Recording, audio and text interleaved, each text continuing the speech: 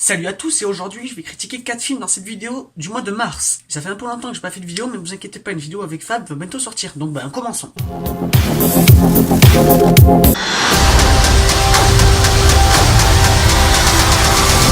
Captain Marvel, c'est un film vraiment sympa, une grande surprise. Beaucoup de personnes m'avaient dit que j'allais être déçu, mais je n'ai pas trop été déçu. Je trouve la première partie, quand elle arrive sur Terre, vraiment décevante, a été chiante, a été longue, et si le film durait comme ça, j'allais me tirer de la salle. Et c'est un peu dire comme ça. Mais à Marvel, c'est un peu chiant, on commence mal. Mais la deuxième partie m'a surpris quand on découvre que les Skrulls soient nos amis. C'était un très bon film à ce moment-là. En termes d'enjeux, histoire, mise en scène, réalisation et personnages, c'était très bien. C'était un beau cap et ils ont réussi à le tenir. Beaucoup de personnages servent à rien comme Nick Fury, mais ça, vous avez dû en rendre compte. Le chat, j'ai très bien aimé, c'était un très bon chat. Mais voilà, Captain Marvel, c'était un bon film, et c'est Marvel, donc c'est un film popcorn. C'est pas un grand film, mais c'est un film popcorn, regardable, appréciable. Le mystère d'Henri Pic. J'ai pas lu le roman, mais je m'en fous un peu du roman. J'ai bien aimé le film, il y avait 2-3 défauts, comme certaines blagues de Lucchini, et j'aime bien l'humour de Lucchini, j'ai bien aimé Maloute, mais Lucchini a un certain humour qui passe et qui passe pas. Moi, il passe bien, mais certaines fois, il passe pas dans le film. Comme des blagues un peu trop tirées, qui font pas rire, et d'autres qui sont un peu abusées. Mais sinon, le film était bien.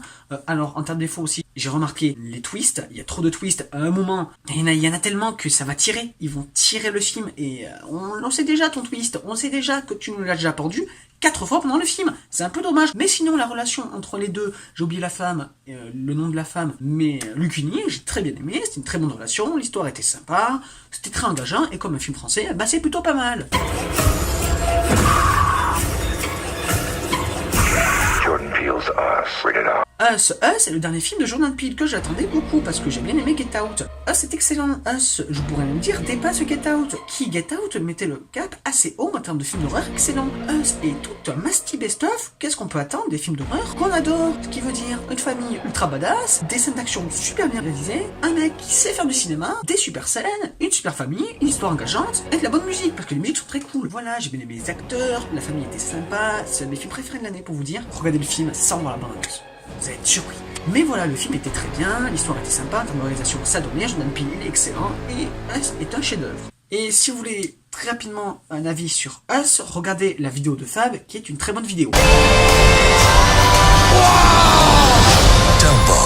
Terminons avec Dumbo. Dumbo est le dernier film de Tim Burton. Que ça fait du bien de voir un Tim Burton engagé. Parce qu'après Alice au Pays des Merveilles et Dark Shadow, que j'ai pas trop apprécié, bah ça fait un peu du bien de voir un Tim Burton qui revient à la caméra, qui revient avec un film comme on les aime. Du Burton, très bon. Du Burton, si on aime, on va apprécier, on va passer un moment hallucinant. Si on n'aime pas, ben on va se faire chier. Alors au début, quand ils sont dans le train, avant le cirque, on dirait pas du Burton. C'est un peu dommage, on dirait pas du Burton. C'est ça que le film, il m'a pas trop convaincu au début. Mais quand ils arrivent à Dreamland, je peux vous assurer que là, le Burton, le Burtonien, j'ai appelé ça, il nique tout. C'est le maxi best-of, comme je vais redire, de Burton. Vous prenez les Noces funèbres, vous prenez Beetlejuice, vous le mettez, ça fait Dumbo à Dreamland. Et j'ai bien aimé les acteurs. Michael Keaton, j'adore cet acteur. Eva Green, même si, voilà, Michael Keaton vole la vedette à Eva Green, et Eva Green, putain, j'adore cette actrice. Mais voilà, j'ai bien aimé Dumbo, et j'adore Tim Burton. En même temps, je suis pas très objectif sur Tim Burton. J'adore ce gars, j'ai vu tous ses films, et j'adore ce gars. Voilà.